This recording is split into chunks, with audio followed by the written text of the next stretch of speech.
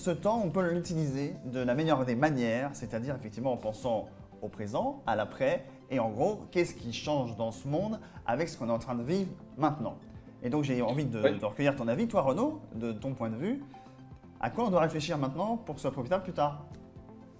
Eh bien, écoute, je ne sais pas de quoi demain sera fait, donc je ne peux pas te dire à quoi on doit réfléchir maintenant. Ce que je peux partager avec toi et avec ceux qui nous regardent, c'est l'introspection que je mène actuellement. Donc, je pense que c'est important aussi de parler de soi parce que ça peut faire résonance. Tout à l'heure, tu as dit qu'on était des animaux sociaux, et c'est bien vrai.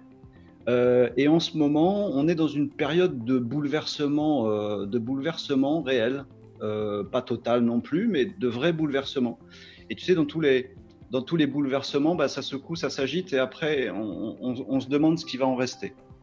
Et en fait, je me suis interrogé là-dessus et je me suis rendu compte que depuis tout petit, moi personnellement, j'ai l'impression d'avoir grandi entre des murs. Je ne sais pas si tu vois ce que je veux dire, pas des vrais murs Évidemment. en Bon, briques, des j'espère. murs bien plus chiants. Tu sais, ces œillères là, ces murs qu'on met autour de nos rêves, de nos envies, de nos ambitions, des murs qu'on se met autour de notre cerveau. Il faut faire comme ça, tout le monde fait comme ça. Des murs qu'on met finalement autour de son cœur et autour de tout. Et on était jusqu'à présent dans une société, tu sais, bien cadrée. Là, j'ai l'image du couloir avec ces murs. Tu as un mur à droite, un mur à gauche. Tu peux pas faire demi-tour, tu avances, machin, etc. Et ben, ça secoue en ce moment. Et je me souviens du petit Renaud. J'ai pas beaucoup grandi depuis, mais du Renaud ado, un peu coincé dans ces murs parce que bah, à l'époque, parce que l'informatique, c'est pas bien, parce que le web, c'est inutile, parce que les jeux vidéo, c'est le mal, parce que le futur, c'est tout pourri, c'est loin, c'est science-fictionnel. Les idées, de façon assez globale, c'est plutôt mal perçu. Et puis d'ailleurs, plus c'est disruptif, plus c'est mal. Ben là, la disruption, on se la prend dans la tronche, tu vois ce que je veux dire? Donc, je m'interroge sur ces murs-là. Moi, j'ai passé une bonne partie de ma vie, plus ou moins consciemment, à lutter contre ces murs-là. Alors lutter avec mes petits poings, tu vois, à taper dessus avec mes petits poings. Je suis pas non plus un fer de lance de la disruption. Mais voilà, j'ai toujours été gêné par ces murs-là et sans forcément le soutien de qui que ce soit. Parce qu'il y a un problème quand tu veux péter des murs, c'est que tout le monde te dit de ne pas le faire. Personne veut que tu le fasses. Faut pas toucher les murs parce que si tu pètes les murs, il y a un toit qui va te tomber sur la tronche. Tu sais, faut pas changer les choses. Faut qu'elles continuent comme ça. Bon, bah là, clairement, les choses, elles ont changé. Et péter les murs, c'est un truc que j'ai toujours essayé de continuer à faire. Alors, je suis comme certaines personnes qui nous regardent. Je suis un entrepreneur, je suis un dirigeant, je suis un patron. Quand on a cette âme-là, tu sais, on veut toujours, on alimente ce môme qu'il y a en nous et qui veut construire des trucs. Donc je voulais pas perdre ça. J'ai toujours essayé de péter ces murs-là. Et puis parce que c'est en abattant les murs qu'on avance tout simplement. Et dans cette période troublée, il faut qu'on avance. Péter les murs, c'est un truc d'entrepreneur. C'est un truc aussi d'inventeurs, tu sais, tous ces gens farfelus, c'est un truc de chercheurs, les chercheurs qui nous sont si précieux en ce moment, on espère plein de choses d'eux là. C'est un truc d'érudit, c'est un truc d'intellectuel, c'est un truc d'optimiste. Tu sais, tous ces gens à qui tu balances des cailloux pour qu'ils ferment leur mouille en période où tout va bien, surtout changez pas les choses. Ben, ces gens-là, en fait, on a l'impression qu'il faut peut-être les écouter un petit peu de temps en temps, de quelque bord qui soient. Alors, j'espère qu'on est de ces gens-là, ou en tout cas qu'on a plus maintenant l'envie et l'ambition d'en être. Et puis je me dis que, bah, en fait, tous ces gens-là, là, tous ces hurluberlus, bah, si tu les assembles, bah, ça commence à faire un sacré paquet de monde. Et on le voit, là, on est mercredi, on est au jour 3 de ce confinement. Il se passe plein de trucs quand même. On les voit, ces gens qui essayent de faire des trucs, on les voit sur les réseaux sociaux. Ça fait un sacré paquet de monde qui existe déjà depuis un petit moment, mais on n'avait rien pour les unir. Si tu vois ce que je veux dire, c'est que des mecs qui se battent contre des moulins ou contre des murs avec leurs petits poings. Bah, je me demande si ce qui pourrait peut-être unir tous ces gens-là et tout le monde avec eux, c'est pas justement l'adversité. Alors, bien sûr, Je me dis, est-ce que l'adversité, c'est pas une chance quelque part? Bon, l'adversité, c'est l'adversité, c'est le merdier qu'on est en train de vivre en ce moment, très clairement. Quand même. On peut pas s'en réjouir, évidemment, mais il faut positiver dans ce truc-là. Et si les jours actuels un peu sombres pouvaient être la promesse d'un jour d'après, alors ça a été évoqué, le terme de jour d'après, la promesse d'un jour d'après un peu différent, et dans laquelle il y aurait moins de murs, hein. C'est un peu mon petit rêve d'enfant, et je me demande si c'est pas en train de se produire. J'ai vu quelque chose pas mal de choses qui en 3 jours se sont mis en place, des choses qui quelque part ont toujours été là, mais qu'on n'a jamais osé faire, et qui se font. Alors par adversité, mais ils se font. Pour raconter un petit peu 2, 3 exemples, je suis président d'un club de basket. Tu sais, le sport, ce truc qui sert à rien. En fait, le coach de mon club, il est en train de faire de l'accompagnement des sportifs et des moins sportifs pour qu'ils s'entretiennent à la maison. Et on a des allocutions du président en ce moment qui nous disent qu'il faut faire de l'exercice et lire.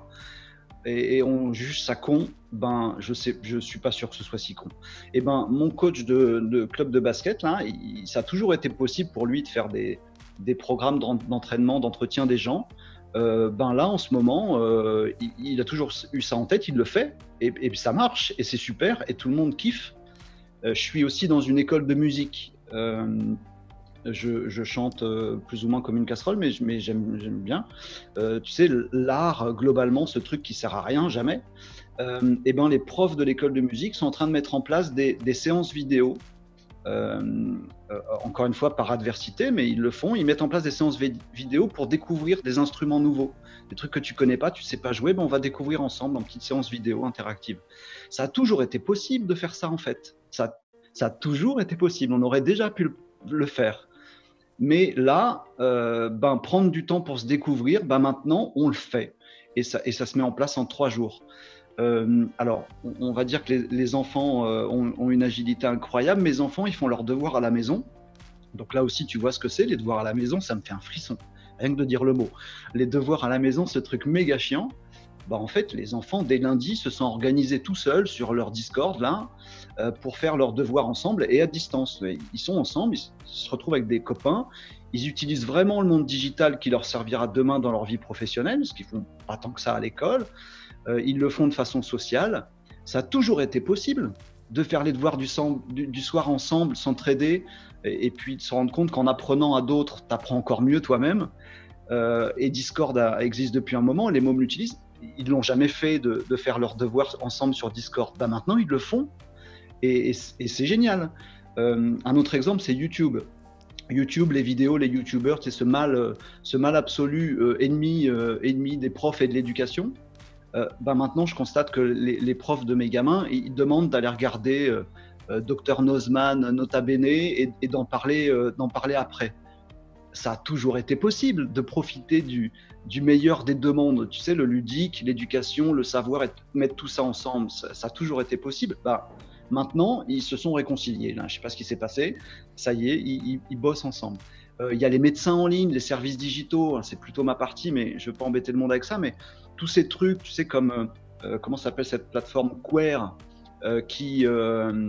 où tu as des consultations médicales en ligne. C'est des trucs qu'on juge comme la peste parce que ça ressemble à de l'ubérisation, alors que ça n'en est pas du tout. Ça existe depuis un moment. Et maintenant, c'est recommandé de faire des consultations de premier niveau avec des médecins et de le faire en ligne. Maintenant, on le fait. Moi, j'habite à la campagne, la vie professionnelle à la campagne, les vrais circuits courts, globalement, le bon sens paysan, ça aussi, c'était vécu encore il y a peu comme un truc de débilos arriérés ou d'hurluberlu écolo-babos. Ça a toujours été possible. Moi, ça fait des années que je travaille à la campagne en gérant mon entreprise. Tout le monde s'est barré des villes là, parce qu'à la campagne, on vit vraiment aussi. On a le Wi-Fi aussi, figurez-vous. Et ça marche très bien. Ce que je veux dire par tous ces exemples, et vous en avez sûrement plein d'autres tous, c'est que c'est tout sauf agréable et positif, cette crise. Je ne suis pas en train de dire que c'est une chance. C'est un truc de merde qui nous tombe dessus. Il y a des malheurs derrière tout ça. C'est le merdier. Ça nous est tombé dessus. Mais je me dis que je me dis que peut-être il aura fallu que d'abord le toit nous tombe sur la tronche, d'abord, pour que quelques murs tombent avec. Tu sais, ces fameux murs dont je parlais tout à l'heure, qu'on voulait pas mettre par terre, bah, maintenant que ça nous est tombé dessus, bah, c'est peut-être un grand mal pour, un grand bien, si on a envie de penser au jour d'après. Et il y aura quoi, le jour d'après? Qu'est-ce qui va se passer le jour d'après? Cette, tu l'as dit tout à l'heure, tu as parlé d'animal social tout à l'heure. Cette crise, elle nous enlève un truc. Elle nous enlève un de nos biens les plus précieux, un truc qui va peut-être faire des dégâts psychologiques aussi. C'est le truc sur lequel on a les pieds posés par terre, c'est notre sol, c'est le social. L'homme est effectivement un animal social. C'est l'échange, l'interaction qui fait la vie. Tu sais, si tu n'as pas d'échange, tu n'as pas de vie. C'est comme ça dans tous les écosystèmes, c'est comme ça avec l'humain. Et en ce moment, on est privé de sol. On est chez soi, on est privé de ça. On fera quoi le jour d'après?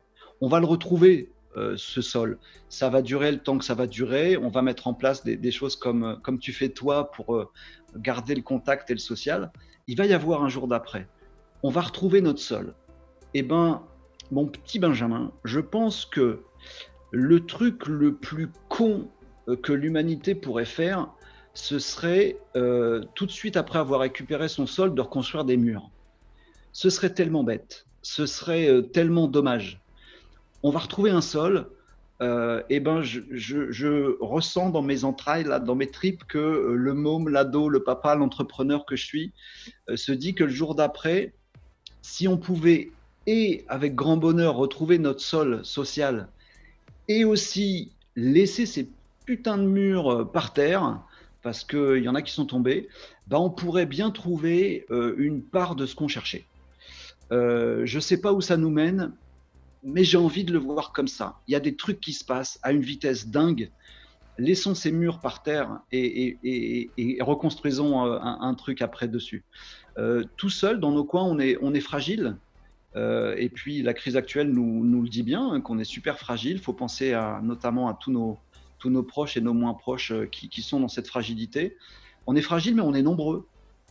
Alors je me dis qu'on va peut-être réussir à faire du jour d'après un monde plus ouvert, avec des murs en moins. En tout cas, en ce moment, je me dis qu'on a du temps pour y réfléchir. Donc je partage cette réflexion avec tout le monde. Ce serait vraiment dommage qu'on bâtisse ces murs, et ce serait dommage qu'on ne profite pas de l'ouverture que cette méchante crisounette nous permet d'avoir. Effectivement, Renaud. Alors, ce que tu es en train de dire, c'est que effectivement, il y a la crise, il y a ce qui se passe en ce moment, et effectivement, ça va durer peut-être 15, 30, 45 jours, on ne sait pas encore. Alors, plus ça va durer, plus ça va rentrer dans les mœurs, ce qu'on fait, etc. Et c'est vrai qu'on sera très content de pouvoir se retrouver physiquement, etc. Et en fait, tu es en train de dire que le mauvais signe serait que le networking ou la prochaine rencontre humaine qu'on a là, qui est prévue là, qui va arriver en fait, eh bien là, on se remet dans nos petits habits, nos petits trucs un peu corpo, Ouais, genre je parle pas trop, moi ma boîte ça va bien, de toute façon je suis génial. c'est ça. C'est ça? C'est ça, à tous les niveaux, hein, les exemples que je citais, ils sont réels. Je flippe de ça, en fait. Je me dis que un des seuls trucs positifs qu'on peut retirer de ce bazar, c'est justement d'avoir changé en bien certaines de nos habitudes. Imagine qu'on sorte de la crise après ce qu'on aura vécu, parce que, encore une fois, je pense que moralement, ça va commencer à être chaud. Là, c'est le jour 3, mais moralement, socialement, ça va être difficile quand même. Euh, Ce serait quand même ballot que le jour d'après, la sortie de crise, on se dise les cours de musique c'est comme ça, puis c'est plus autrement, on arrête de se partager des trucs, on arrête de lire, on arrête d'écouter les chercheurs, les intellectuels, les inventeurs et tout ça, on recommence la guerre entre l'éducation et les youtubeurs. Ce serait ballot, et puis on recommence à faire les devoirs, les mômes recommencent à faire les devoirs chacun dans son coin péniblement. Ce serait bête, quoi. Non, enfin, je sais pas. C'est ma réflexion en tout cas, et j'espère qu'on gardera après, le jour d'après, j'espère qu'on gardera ces trucs qu'on aura appris par la force et à cause de cette adversité. J'espère qu'on saura garder le meilleur. Je m'interroge, mais j'espère.